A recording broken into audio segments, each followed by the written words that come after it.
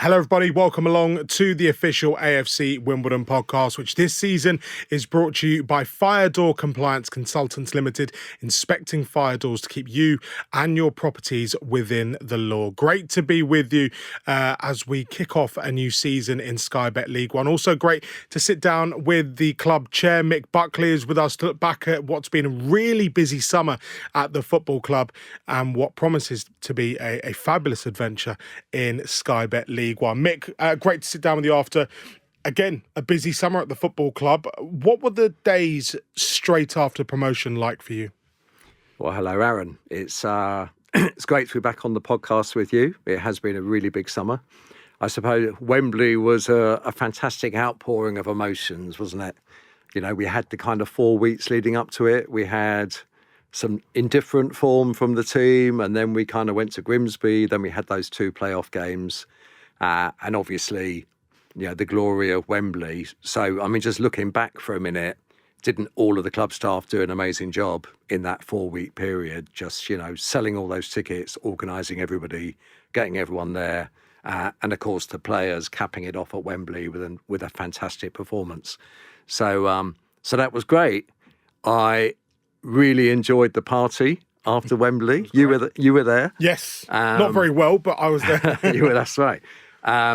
It was such a fantastic evening just to bump into so many people who played a role in winning that promotion, not just last season, but over the years with all the stuff that was done. You know, the players were there, the management team, lots of club staff, lots of volunteers, lots of people who'd done stuff for the club over the years who reappeared on that evening. So it really was a fantastic evening, and it felt like it when I woke up the next morning. So what happens Tuesday? Then Monday's the party. We celebrate. Great goal from Miles to send us up into League One.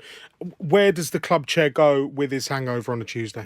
So the first thing the club chair does with a hangover on a Tuesday is to call each of the senior leaders in the club just to make sure that everyone's okay.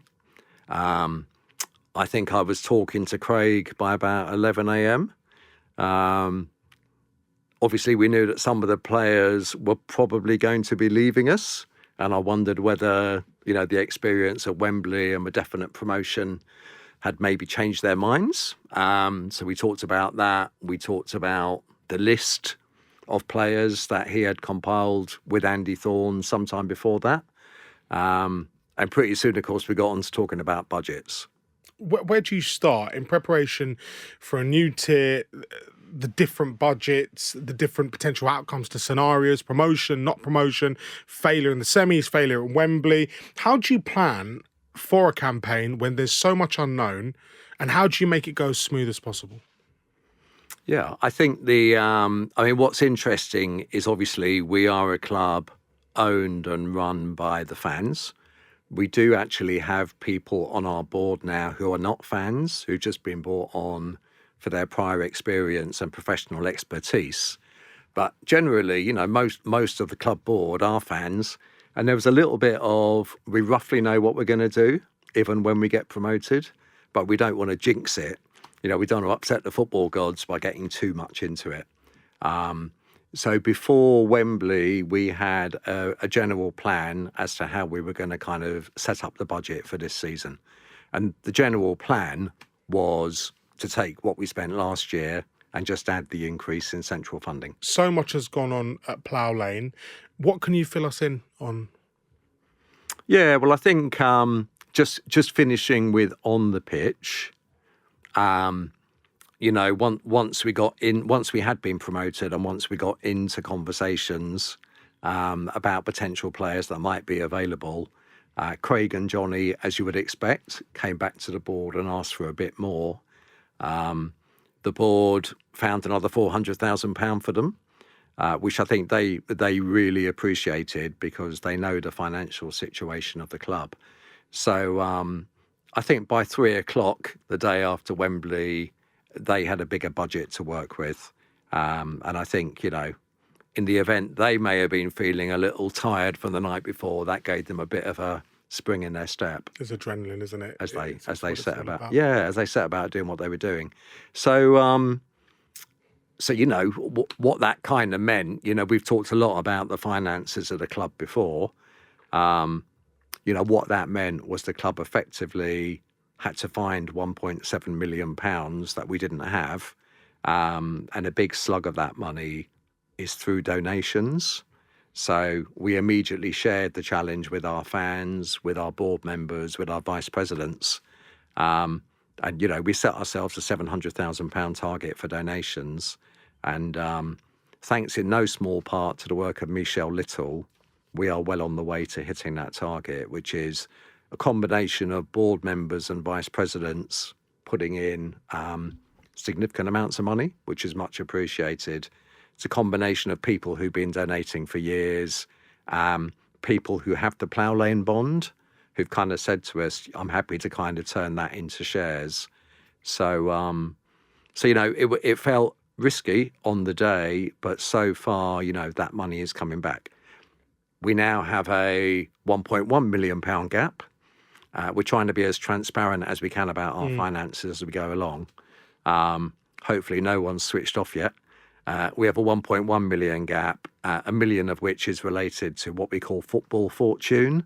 So that's player sales or money that we get from cup runs, plus 100 that we need to find. So it's still very challenging financially. We're still going to have one of the lowest budgets in League One, but we've done everything we can do to kind of be as competitive as possible. Absolutely. John Green's consortium bought into the club in the summer for a price of $1.4 million. Where's that money going to go, Mick? So generally over the years, the first thing to say is thank you, John Green. John has been authentically such a supporter of this club now for many years. He really loves the story. He really loves the fact that we're trying to make this work together. And it's amazing that John and his friends have kind of come up with this money he's put into the club. So that's the first thing I would say. In terms of where the money goes, over the years, what we've tried to do with what we call equity income is not spend it on operating activities, but spend it on building out the stadium, putting it towards a training ground, or repaying debt. So all the way along, that's what we try to do with our equity income. It doesn't always work in such a linear fashion. So, if we don't have £1 million of football income this season, then the money that John Green and friends have put in will act as a backstop from a cash point of view. But hopefully we will get some football income. So could we say that money is now being put away for a rainy day? That's the intention. If everything goes well this season, that money will be put away for a rainy day. The reality is, a football club is cash in, cash out. If the money doesn't come in, then we may need to dip into some of that money, but that's not the ideal scenario, obviously. Mick, how do we balance the demands of modern football with fan ownership and authentic fan ownership? I think that's the key question for us, isn't it? We are giving it everything that we can in terms of operating our business in the best way. I just described trying to grow the revenues, trying to manage the costs, being sensible about what we do. We are sensible about playing budgets. So, last year we got promoted with the 14th biggest playing budget in League Two. This year it's likely we'll have a playing budget. We don't know yet. We'll get the information in the autumn. But we're going to be down towards the bottom of the league. So we're trying to be sensible in what we're spending, but we're still losing money. So I think the challenge is to find the right blend of fan ownership that can kind of protect us in the future and that sort of enable us to be financially sustainable. So if you remember last year, the owner, the Dons Trust, entered into dialogue with its members to kind of talk about reducing from 75% ownership to 50 plus 1%. That narrowly failed to get past, the membership narrowly declined the opportunity to do that. I think the Dons Trust Board have held off for a respectful period of time. But I believe they're about to re-enter into that dialogue. So, I mean, just to remind you what I do, I chair the club board and I report to the Dons Trust Board. Yeah. So it's not my job at any time to call for a change in our fan ownership. The job I've got is to make sure that all the Dons Trust Board members and all the members of the Dons Trust understand the financial position of the club. And last year, the club board didn't in any way lead that initiative, but we did show our support because we felt that things were getting quite urgent in terms of the financial situation. But there's also urgency because of the ambition that we're showing as a football club. We want to be the best possible football club out there. We want to be playing at the highest levels and playing to packed stadiums. And we are already playing to a packed stadium. Plough Lane is always busy. It's always full. It's hard to get a ticket in there. So there's naturally going to be the ambition from supporters, from, I don't know, yourselves, and I've never asked you, from Craig, from Johnny, from the players to be playing at the highest level. Yeah. It must be a very, very difficult puzzle to try and solve. Yeah, well, let's come back to Craig and Johnny and the club staff in a minute. It's an interesting point. The great thing about this club is that it's democratic and it's for the members to decide. So it's clear that with the current financial structure of the EFL and the National League, we are not going to be competitive unless we sell players every year. Over a 3-year period, we sold 32% of the players. We took in 32% of the money from player sales in League Two. It's highly improbable that any club can keep that volume of player sales going over a period. That's not financial sustainability. It's kind of wing and a prayer, if you like. So, but it's really for the members to decide what they want. And from a club board point of view, we just want to make sure that everyone's got the information, and then they can kind of make their decision as to what they want to do. I was gonna talk about Dons Trust members and look at the role they play in key decisions of the football club going forward. I think that's evident by what you've just said.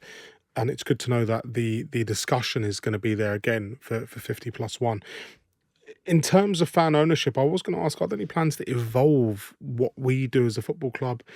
I don't want to use the phrase glass ceiling because I don't want to show disrespect to where we are and who this football club or what this football club has become, which is huge. But there is always that talk. You see benefactors in the Premier League, Matthew Benham, turning around saying, look, I hold my hands up. I've taken this club too far. If this club is to progress, do we need 50+1 in your opinion? It's not really my role to give you that opinion, which is pretty boring, right? But, my role is to lead the club, to make the most of the resources that we've got, to make sure we have the right people in place, to make sure we have the right structures, the right processes, the right culture, and to lead a really good board to try and make the right decisions, and to give the owner all the information they need to figure out the best way of moving forward. How do you define success for AFC Wimbledon over the next 3 to 5 years? So success for AFC Wimbledon over the next 3 to 5 years is to consolidate above mid-table in League One. I think it is to figure out, in consultation with the members, the right blend of fan ownership and investment that's required to kind of get us there. I think it's to be nimble and flexible in response to what's going on around us. So, there will be regulation from the new football regulator. There's lots of government regulation around equality and other areas like that we're going to need to be able to kind of evolve and adapt to quite quickly. I think we need to carry on building our organisation to be as good as we can be. We need to. Someone asked me the other day, so what is the essence of it? And the essence of it is every decision is framed around trying to win football matches. Every conversation during a week is, are we as prepared as we can be for the next game? Beyond that, there are lots of conversations around our culture and our values and what we can do for the community. And obviously, everybody in the club enjoys the fact that we are fan-owned. There are always clubs whose fans feel helpless because they actually, you listen to Morecambe fans at the moment, they're not getting anything, from their owner, the last time I heard. So, we are in a very good position. We communicate an awful lot with the fans, and that's a real advantage of what we're doing. So I would say consolidation in League One. I would say understand the blend of fan ownership and investment. I would understand to continue to improve our culture, improve extend the capacity a bit at the stadium. Would be nice. Can talk about that. Be on the way to having a new training ground. Do more in the community. So in terms of the infrastructure of the football club, and you look at the land we have at Plough Lane, the potential to expand it into a 20,000 capacity stadium. I know that's a long way down the road, but it's going to be a gradual project. You've got that project. You've got a new training ground. You've got a foundation for an academy. What are the next sort of logical steps with regards to those three projects, and how do we embark on them? Yeah, so I mean, let's talk about the stadium first. So you can go to the Premier League with our stadium, right? Bournemouth have shown how you can do that, albeit they have a wealthy private owner who's kind of helped there. So I think to fully develop our stadium, someone told me this week that some new information has come in that talks about £50 million. So we're not going to do that by ourselves. The way to develop our stadium is firstly in an incremental way with the semi-permanent structures, and then to find a partner who would put up the capital to kind of do it piece by piece. So I think that's probably the way that's going to go. I think with the training ground, we're very focused on that. We have a fantastic relationship with the London Borough of Merton. They really helped us with Plough Lane. They understand that to take the club to the next level, to bring the women, the academy, the girls and the men and the foundation all into one place is going to require a new training ground. So we're in conversation with them about sites for that. We get approaches from outside the borough about sites for training grounds, but I think our heart would rather do it within our home borough if we can. And again, I'll say with the greatest respect, considering our position, considering where we are as a football club, the financial challenges, should we be looking further afield? We need to remember we're not in some random town in the Midlands here, or city, or call it what you want. We're in London. Land is at a premium. We are blessed to have built a stadium in prime real estate. Should we be hunting again in prime real estate, or should we be looking at feasible opportunities in places around Merton so that we can build a base quicker? Yeah, I think our preference, and I don't know when we last asked the members about this, but my instinct would be that our preference would be to do it in the heart of our community, so that we can also have a real community outreach from our training ground as well. I don't see us building a training ground with high fences. I see us building a training ground which is really state-of-the-art, but which the community can also get involved with. So I think from that point of view, we'd prefer to do it in the heart of our own community. Again, you get lots of numbers bandied around. I've heard 10 million to build the training ground that we want. I think, again, it's more likely we would do that in partnership with somebody, and we would take a long-term lease on a training ground. So we have a development group who, are in the background working hard on plans for the stadium and plans for the training ground. So, if we're going to take our academy to the next level, for example, if we're going to be a place that League One footballers at the higher level really want to come and work, then the training ground is key. Speaking of the academy, incredible again, the work that Michael Hamilton and his team do.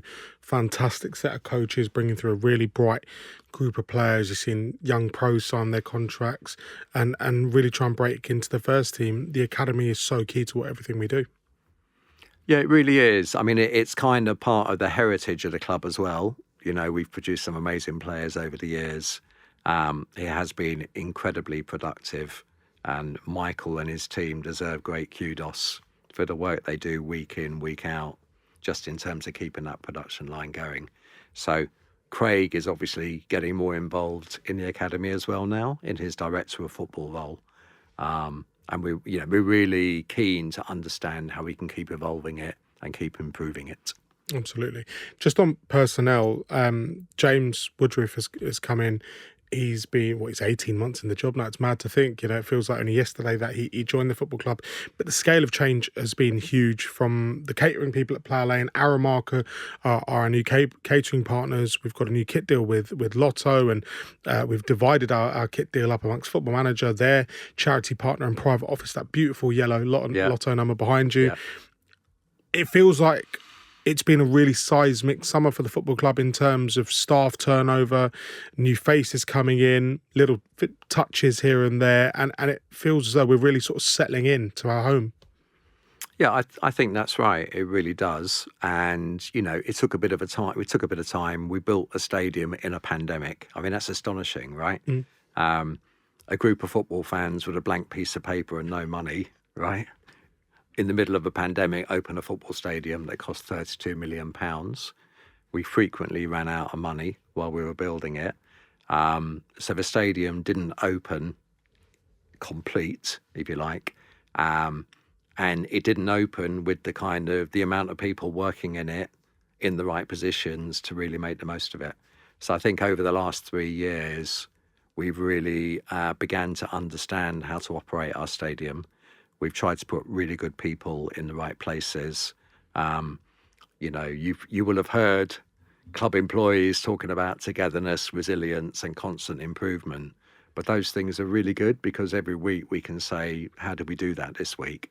And every week there are little improvements. So when the fans come into the Lincoln game, they're going to see Wimbledon Brewery. They're going to see different changes around the bars. They're hopefully going to have faster service. When they come to the Cardiff game, they're going to notice the floodlights. So we really are kind of settling more into the stadium and understanding how to operate within it. James and all of his team have just made an amazing impact over the last 18 months. It's incredible. Absolutely, they have. Also, we should never ever forget or take for granted the role of volunteers at the football club. You look at from people who help out in the club shop to the turnstiles, in and around the ground, people who are everywhere and giving their time, giving their support to our amazing football club. The refurbishment at the museum has been incredible. You look at what volunteers are doing, setting up an old players association, Wimbledon Sporting History, who have recently managed to crowdfund and bring the amateur cup back home. What an organisation, Mick. What the scale of the organisation is huge. It's incredible to see how many bodies are involved.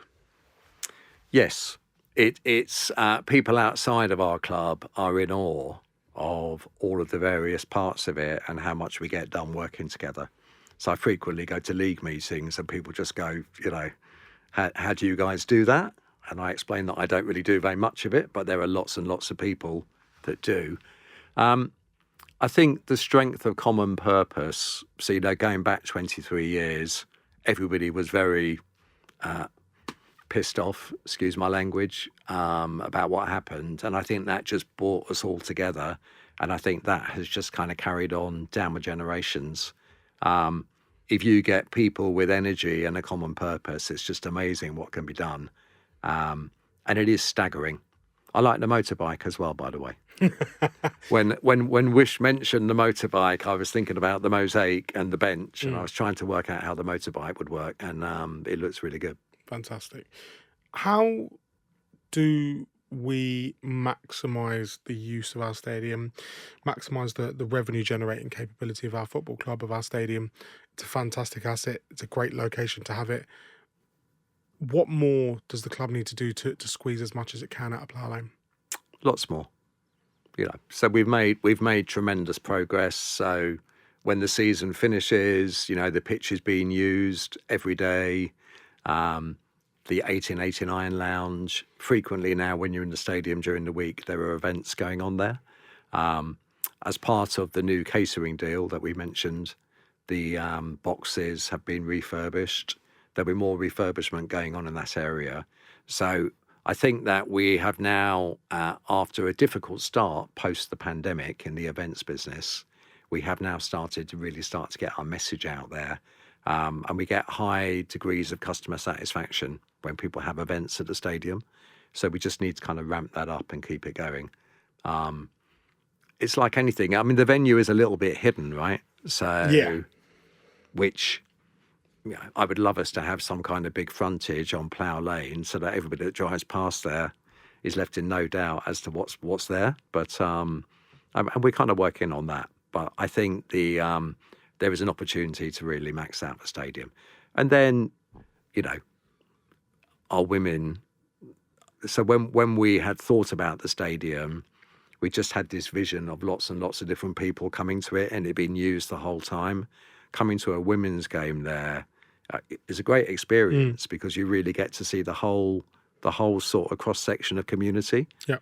Unfortunately, it's very different to coming to a men's game where it's still not particularly diverse in terms of the people that come. Do you think so? We're better than most clubs, I would say. I think the increase in families, in women, in people feeling comfortable to come to a game at Plough Lane, a men's game at Plough Lane, I don't know many clubs who do it as good as us. Yeah, no, that's great. We've seen a colleague of mine, Jackie Oatley, whose son couldn't care for football before last season, who become obsessed. Max, shout out Max, who'll be listening to this, no doubt. Hello, Max. I speak to Jackie quite regularly, and I know she keeps in contact with a lot of people at the football club. And Max and her daughter and her husband, they're besotted by the story, by the football club. They want to come and watch it. My own nephew, who is desperate for a season ticket, 11 years old, is begging his mum for a season ticket, and his mum won't let him come alone on the bus. Right. But he turned around and said, well, I go to school on the bus of mine, so what's the difference? People want to support their local football club. Yeah, yeah. I know this is your pod. We're making... Everyone I meet who says I'm from Collierswood, Wimbledon, Merton, X, Y, Z, I will say, have you come to visit us at Plough Lane yet? Have you been to a game at Plough Lane? I just think that it's incredible, the range of faces on a match day. It's amazing. It's good, but we need to keep going. Of course. And James and team have done a fantastic job at making the experience of being a fan and coming to the ground, as fun as it can be. I mean, regardless of the result on the pitch, I think people are coming, they're feeling welcomed, they're enjoying the atmosphere, and they're eating good food and having a nice drink. So I think it's great. Match day experience is where it's at. Yeah. Mick, just a few more questions. First up, what's your stance on the proposed changes to the football pyramid? How will a regulator benefit clubs in the pyramid, in your opinion? And more importantly, how will a regulator benefit fan-owned football clubs like ourselves? Yeah, so I met the new football regulator last week with some other League One clubs, and we had a lively conversation around this issue. I think we hope that the football governance bill and the emergence of the football regulator will lead to a more equitable distribution of revenue through the pyramid, right? I mean, that's like, he's got backstop powers, and I hope that will lead the EFL and the Premier League to actually come up with a good deal. So I think from that point of view, that should be very good, as long, of course, as the money doesn't go straight out the door again because everybody's spending more money on players and their agents. So I think there is an onus on the clubs in League One and League Two to actually spend sensible amounts of money on players. So that's one thing. There are lots of aspects of the football regulator. There's going to be a state of the game report, which is going to start to get written, I think, in September. A year later, clubs are going to have a provisional license granted to them. And that's going to be really interesting. It's going to be interesting for us in a way because when we do our 3-year plan, there is always a big plug or hole related to player sales. And I think the football regulator is going to want to see sustainable financial plans, not plans that have a bit of a plug. So we'll see about that. But I think it's another reason why we really need to get focused on how we're going to fund the club over the next 3 years. Mick, it's been a journey for you as chair of the football club. What keeps you motivated and going during tough periods? We had them last season. We had them the season before. I hope you don't mind me being ever so slightly cheeky. You know, we had the Mick Buckley dog debacle, which we can laugh about now because we're promoted and we're in League One and things are so different. And there were times over the summer where things went quiet from the football club and the fans got jittery. And naturally, they're going to get jittery. They want excitement. And everyone wants excitement. And we want to be pumped and ready for a new season. How do you deal with it as the captain and leader of the ship? Well, I think about that in two ways. I mean, people don't own or operate football clubs for that long because they are very, very difficult to operate, is the first thing. I think the Dons Trust is the longest continual owner of a football club in the EFL for 23 years, which tells you something. So the clubs are turning over. And that's because, you know, football clubs are difficult things to run, okay?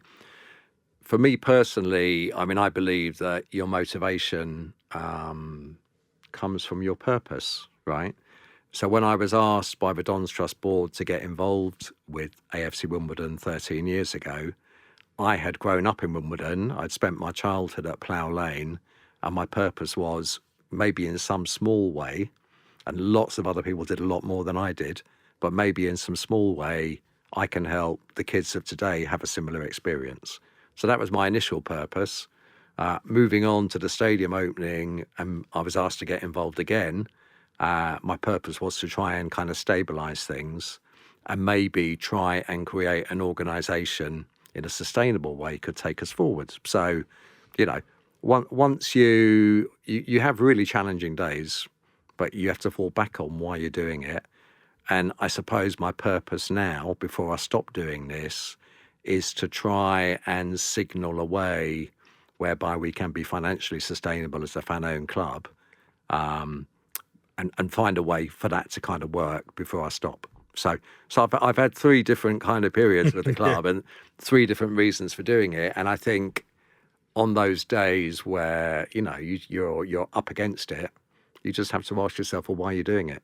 And if you can come up with an answer, then you're motivated, right? And how was the dog? Dog's great.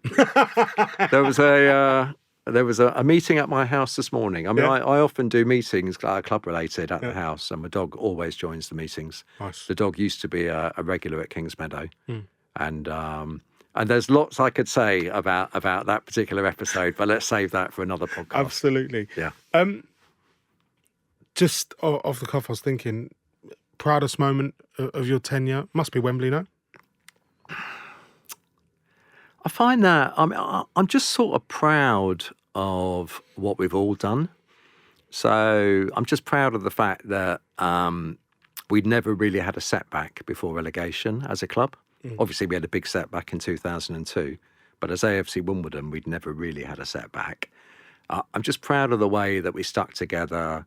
I'm proud of the way in that really challenging season after relegation. You know, there were lots of bumps and bruises and noise, but we, you know, fundamentally we stuck together and we came through that. We survived that. We've built the club up. We built a team up. We've got promoted. Our women are really high up in the third tier of football. Yeah. You know, we've supported our academy. We revamped the girls section. So we, you know, so I'm just proud of that fundamentally. And you know, I'm proud of the board when after a 5-hour board meeting, somebody comes up with a really good insight. I'm proud of the club team, the togetherness they show when they're trying to solve problems. So I don't really have a moment of which I'm proud. The moment when I really realise how fantastic it is, it's just little things, you know. If I get off the train at Hayden's Road Station and I see all the families you referenced a minute ago, all wearing yellow and blue with these little kids, I just think, wow, you know, we've just done all this together. You know, and my role, honestly, compared to lots of other people, is quite minimal. I've done this role to the best of my ability. But I just think, wow, this is just absolutely amazing what we've achieved. Like, you know, how do we do this? Mick, last one from me on the pod. take me away from Mick Buckley, chair of the PLC. Take me to Mick Buckley, Wimbledon fan. How excited are you for this campaign in League One? Real disappointing end to the game against Luton. We did not deserve to lose there. If Ryan Johnson had kept his hair, it would have been a point, or we could have gone on and who knows, picked up all three. But so many adventures to take place this season. I can't wait for it. Yeah. What about you? No, I can't wait. No, I mean, I think there are 11 grounds I haven't been to before. I spent 3 years thinking about getting promoted back to League One, and we did it, and that was great. We're there. I think that we're going to have our highs. I think we're going to have some lows along the way, inevitably. I hope that everybody comes with courage, not fear. And on the days when things don't go so well, we stay together, and we do what Johnny Jackson does and Terry Skiverton. They think about the next game. So, they won't have been sitting around licking their wounds for too long after Ryan Johnson's header the other night. They would have been thinking about what we're going to do this Saturday coming. So I think it's going to be really, really exciting. We need to stick together as fans, get through this year, figure out how we're going to generate more money so that we can be higher up the league next year, if things work that way. So I think it's going to be great, and I hope everyone enjoys it. And I have no fear after the performance, not just of the players at Luton, but the fans as well. Unbelievable. I don't think, I had the privilege of sitting in the stand along the side, looking at our away end, and it was just phenomenal. So if the players can keep that up for the season and the fans can keep that up, we have nothing to fear. As I always say, masters of our own destiny is what this football club is all about. Mr. Chair, thank you so much for joining us on this episode of the podcast. And thank you to you for watching, listening, however you've got it. We really appreciate it as ever. This podcast, of course, brought to you by Fire Door Compliance Consultants Limited. Head over to fdccltd.co.uk, give Dan a call and get your fire doors inspected today. I will catch you on the next episode of the official AFC Wimbledon podcast. Until then, catch you down the lane. Come on, you Dons.